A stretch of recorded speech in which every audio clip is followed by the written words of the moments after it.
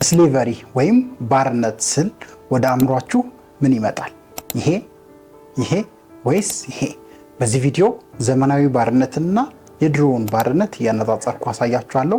ሊቃውንት ነኝ፣ አብራችሁኝ ቆዩ። ስሌቨሪ ወይም ባርነት ከሰው ልጆች ታሪክ ጋር ብዙ ቁርኝት አለው። ስሌቨሪ ማለት ምን ማለት ነው? በእንግሊዝኛው ዴፊኒሽኑ ስሌቨሪ is when one person is owned by another. An enslaved person is not treated as a person but property. An enslaved person is not treated as a person but as a property that can be bought and sold. ወይም ባጭሩ ባርነት ማለት አንድ ሰው አንድን ሰው ሲገዛው እንደ ሰው ሳይሆን እንደ ቁስ እንደ ዕቃ ያን ሰው ሲጠቀመው ሀብቱን ጉልበቱን ያለውን ነገር በነፃ ኮንከር ማድረግ ሲችል ባርነት ወይም ስሌቨሪ ብለን እንጠቅሷለን። ከሰው ልጆች ታሪክ ጋር ስሌቨሪ በጣም ይገናኛል። ምክንያቱም ወደ ድሮ ብንሄድ ወደ ኋላ ብንሄድ የሰው ልጆች አንዱ አንዱን ገዝቶ አንዱ አንዱን እንደ አሽከር እየተጠቀመ እንዲያገለግለው ራሱን እያደረገ ነው የመጣው። ሁለት አይነት ስሌቨሪዎችን ነው በዚህ ቪዲዮ ማሳያችሁ። አንደኛው አንሺየንት ምንለው ወይም የድሮ ስሌቨሪ ነው። ሁለተኛው ደግሞ ሞደርን ምንለው ስሌቨሪ።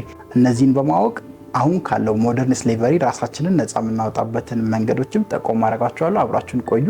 አንሺየንት ስሌቨሪ የምንለው እንግዲህ ብዙዎቻችሁ እንደምታውቁት በድሮ ጊዜ በኢትዮጵያም በዓለም ላይም የነበረ ነው። ስፔሻሊ በነጭና በጥቁር ዘር ላይ ብዙ ጊዜ ይታወቃል። ነጮች አፍሪካውያንን ወይም ሌሎች ሀገራትንም በመግዛት ከላያቸው ኮንከር በማድረግ ኦውን በማድረግ ሀብታቸውን እየወሰዱ ንብረታቸውን እየወሰዱ ጉልበታቸውን እየወሰዱ ሲጠቀሙ የነበሩበት መንገድ ስፔሻሊ የምናስታውሰው አይረኖች የነበሩበት ብረቶች፣ ሰንሰለቶች እንደዚህ የሰዎች እጅ ላይ አንገት ላይ እየታሰሩ ሰዎችን እንደ ሰው ሳይሆን እንደ ዕቃ እንደ ንብረት እየገዙ እየሸጡ የተጠቀሙበት መንገድ ነው አንሺየንት ስሌቨሪ። ይሄ ብዙ ሀገራትን ወደ ኋላ ያስቀረ የሰው ልጅን ማንነት እና አእምሮ እጅግ በጣም የጎዳ ብዙ ጠባሳ የተወ ስፔሻሊ በጣም ብዙ መጥፎ የሚባሉ በጣም የሰው ልጅን አእምሮ የሚጎዱ ለመስማት ለማየት የሚዘገንኑ አይነት ነገሮች ስሌቭ በሚባሉ ሰዎች ላይ የሚደረግበት የስሌቨሪ መንገድ ነው። ስለዚህ እዚህ ጋር አብዛኞቻችሁ እንደምታዩት ሰዎች ጉልበታቸው ነበር በብዛት የሚበዘበዘው። ሰዎች አቅማቸው፣ ችሎታቸው፣ ሀብታቸው ነበር የሚበዘበዘው። ስፔሻሊ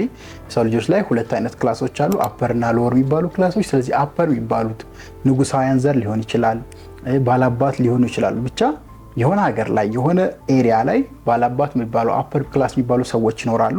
ከዛ እነሱ ደግሞ ከስራቸው ስሌቭ የሚሏቸውን ባሪያ የሚሏቸውን ሰዎች ኮንከር ያደርጋሉ፣ በኃይል በጉልበት ይቆጣጠራሉ። ስለዚህ ከብቶቻቸውን እንዲያልቡ፣ ምግባቸውን እንዲያዘጋጁ፣ ማሳ ሄዶ የተለያዩ ነገሮችን እንዲሰሩ ያስደርጓቸዋል። ከዛ በኋላ ግን እነዚህ ባሪያ የሚባሉ ሰዎች እንዲኖሩ የሚያስችሏቸውን ነገሮች ብቻ ይሰጧቸዋል። ይሄ የአንሺየንት ስሌቨሪ መገለጫ ነው። ለምሳሌ አንድ ባላባት አንድ ባሪያ ይኖራል። ያ ባሪያ ከብቶችን የሚጠብቅለት ሊሆን ይችላል። ከብቶችን ጠብቆ ምን አድርጎ ወተቱን አዘጋጅቶ ያመጣለታል።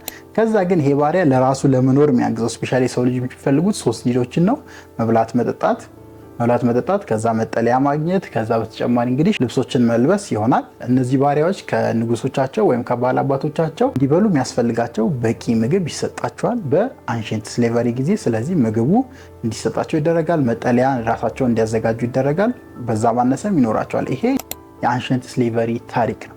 አሁን ባለንበት ዘመን ይሄ አንሺየንት ስሌቨሪ ተቀይሮ ፎርሙን ቀይሮ ወደ ሞደርን ስሌቨሪ ተቀይሮ መጥቷል። በምን መልኩ? በ3 መልኩ ነው ማሳያችሁ። የመጀመሪያው ሜንታል ስሌቨሪ ነው። ሁለተኛው ዲጂታል ስሌቨሪ ነው። ሶስተኛው ፋይናንሻል ስሌቨሪ። ስለዚህ ይሄ አብዛኞቻችን ሳናውቀው እየተሸወድን የገባንበት አሁን ላይ ኢቭን ሰምጠን እየኖርን ያለንበት ግን ባሪያ መሆናችንን ማናውቅበት እየተገዛን እንደሆነ ባርነት እንዳልኳችሁ የሆነ ሰው ኦውን ሲያደርጋችሁ የሆነ ሰው ኮንትሮል ሲያደርጋችሁ ነውና ሰው የሆነ ሰው ወይም የሆነ ሲስተም ኮንትሮል እያደረገን እንደሆነ ሳናውቅ ግን ኮንትሮል የተደረግንበት 3 ክፍሎች ናቸው ሞደርን ስሌቨሪ። የመጀመሪያው እንዳልኳችሁ ሜንታል ስሌቨሪ ነው። በነገራችን ላይ የሰው ልጅ ፍሪ ዊል አለው ይባላል። ብዙ ጊዜ የማሰብ ነፃነት፣ የፈለገውን የፈቀደውን ነገር የማድረግ ኃይል፣ ጉልበት፣ አእምሮ የሚባል ቱል ተሰጥቶታል። በተቃራኒው ግን ሞደርን ስሌቨሪ ላይ የምናየው አብዛኞቻችን ሜንታሊ ቲንክ የማድረግ የማሰብ፣ የማመዛዘን፣ ክሬቲቭ የመሆን ችግሮቻችንን የመፍታት አይነት ካፓቢሊቲያችንን በሞደርን ስሌቨሪ ወይም በዘመናዊ ስሌቨሪ እየተነጠቀን ነው የምንገኘው። ምክንያቱም አብዛኛው ነገሮች እኛ ሶሉሽን እንዳናገኝላቸው መፍትሄ ተበጅቶላቸው እየጠበቁ ነው። እኛ እንዳንፍጨረጨር፣ እኛ እንዳንሰራቸው፣ እኛ እንዴት እናስተካክል ብለን አእምሯችንን እንዳንጠቀም ብዙ ሲስተሞች፣ ብዙ ክሪቲካል የሆኑ ነገሮች ተዘጋጅተው ሜንታል ስሌቨሪ ውስጥ እኛን አድርገውናል። ከስኩል ሲስተም ጀምሮ ስንወድቅ ስንነሳ ነገሮችን በመሞከር ውስጥ እንዳንለማመድ፣ በፍርሃት እንድንታጠር፣ ሰዎችን የምናይበትን መንገድ በልዩንታ እንድንያዝ፣ አዲስ ነገር ክሬት እንዳናደርግ ሜንታል ስሌቨሪ ውስጥ ነው ያለን፣ ብታምንም ባታምንም። ይሄ የሞደርን ስሌቨሪ አንዱ መገለጫ ነው። በምን በተለያዩ መንገዶች በሚዲያ በቴሌቪዥኑ በሶሻል ሚዲያው በተለያዩ መንገዶች አእምሯችንን ፕሮግራም በማድረግ ከልጅነታችን ጀምሮ ክሪቲካል የሆኑ ፕሮብሌሞችን በህይወታችን ሶልቭ እንዳደረግ ምን እንደሆነን ኢቭን እንዳናቅ ላይክ ምን ሆኜ ነው ራሳችንን ብለን እስክንጠራጠር ድረስ ምን እየሆንን ነው ብለን ኢቭን ራሳችንን እስክንጠራጠር ድረስ ሜንታል ስሌቨሪ ውስጥ ነን። ስለዚህ ይሄ ኮንሽስነሳችንን እንዳንጠቀም አእምሮ ሜንታል ካፓሲቲያችን እንዳንጠቀም ሜንታል ስሌቨሪ ውስጥ በተለያዩ መንገዶች ገብተናል። አሁን እንደኛ ሀገር እንደ ሀገር ካየነው ሜንታሊ ስሌቭ ነን። ማሰብ አንወድም፣ የሆነ ነገር ክሬት ማድረግ አንወድም፣ አዲስ ሶሉሽን ማምጣት አንወድም። የሆነ ቦታ ላይ ስታክ አድርገን እንድንቆይ በተለያዩ መንገድ አእምሯችን ፕሮግራም የተደረገበት የመጀመሪያው ሜንታል ስሌቨሪ ነው።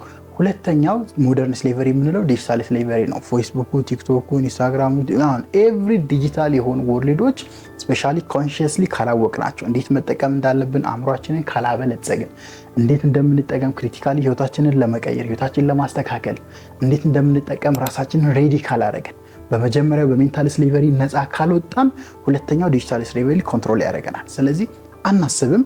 የሆነ አይዲያ የሆነ ኢሹ ነው የሚሰጠን፣ የሆነ ታርጌትድ የሆነ ነገር ይጻፍልናል፣ ፖስት ይደረግልናል፣ ሼር ይደረግልናል። ሶ ዊ ጌት ስታክ ባሪያ እንሆናለን። የሆነ ሰው መጠቀም ኦን ያደረገናል። ያ ሚዲያ፣ ያ ፕላትፎርም፣ ያ ሰው ያን ነገር ክሬት ያደረገው ሰው ኦን ያደረገናል፣ ይገዛናል፣ ጊዜያችንን ይጠቀማል፣ ሀብታችንን፣ ሪሶርሳችንን፣ ኤቭሪ ሜንታል ካፓሲቲያችንን፣ ኮንሽስነሳችንን የሚጠቀምበት መንገድ ሁለተኛው የስሌቨሪ መንገድ ነው። ስለዚህ ከዲጂታል ወርልድ እንዴት መጠቀም እንዳለብን አውቀን እንዴት ራሳችንን ማገዝ እንዳለብን ሪት ህይወታችንን በዛ መቀየር እንዳለብን ካላወቅን ዲጂታል ስሌቨሪ ውስጥ ዘጭ ብለን ነው የምንቀመጠው። ስፔሻሊ የእኛን ሚዲያ ፕላትፎርሞች ካያችሁ፣ ኮሜንቶችን፣ የሚለቀቁ ቪዲዮችን ኢትዮጵያ ውስጥ ካያችሁ ቀልድ ፌዝ የሆነበት ምክንያት ቢኮዝ ዊ አር ኢን ዲጂታል ስሌቨሪ።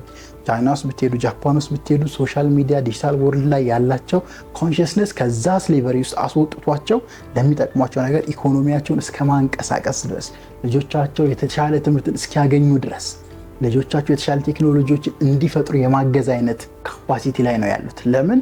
ዲጂታል ወርልድ ውስጥ ስሌቭ ሆኖ አይደለም ያሉት። ስለዚህ ዲጂታል ወርልድ ሁለተኛው ሞደርን ስሌቨሪ ታይፕ ነው።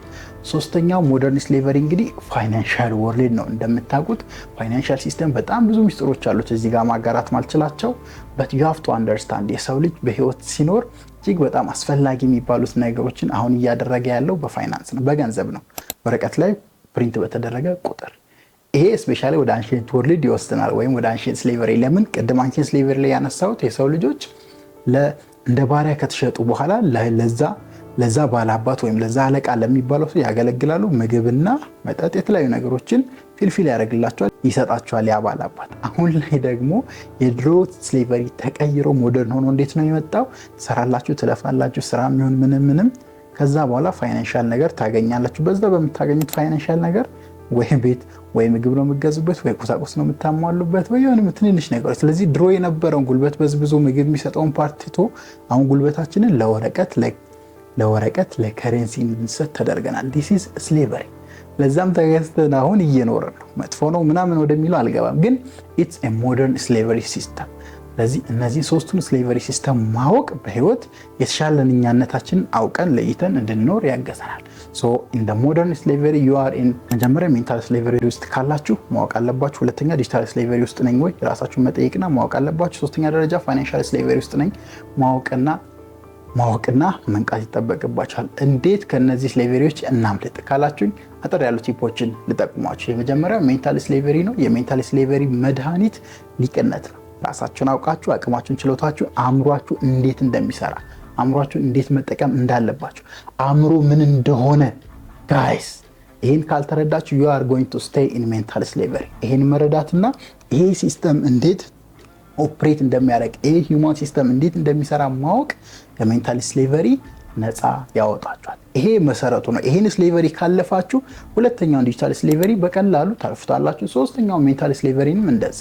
ዲጂታል ስሌቨሪ ላይ ደግሞ ኮንሺየስ ሆናችሁ ይሄኛው የምታውቁትን ፐርሰናሊቲያችሁን እዚህ ምድር ላይ እንዴት ኤግዚስት እንደሚያደርግ፣ እዚህ ምድር ላይ እንዴት ኖሮ እንደሚያልፍ ፕላን አውት የተደረገ ቪዥን ዋይዝ የተቀመጠ ጎልና ድሪም አዘጋጅታችሁ ዲጂታል ወርልድን መጠቀም። ስለዚህ የሚነሳው ከእናንተ ነው፣ ከውጭ ሳይሆን ነገሮቹ ስሌቭ የሚያደርጓችሁ ነገሮች ከውጭ ነው የሚመጣው። እናንተ ግን ስታውቁና ስትነቁ የምትጀምሩት ከራሳችሁ ነው።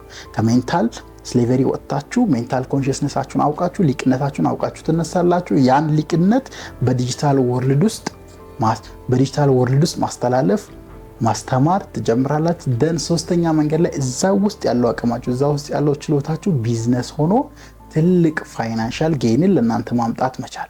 ስቲል ፋይናንሻል ሲስተሙን ማሸነፍ ከባድ ነው፣ ብሬክ ማድረግ ከባድ ነው። እኔ ድሮ ህልም ነበረኝ ከገንዘብ ውጪ ሰው ልጅ ኦፕሬት የሚያደርግበትን መንገድ ክሬት ማድረግ።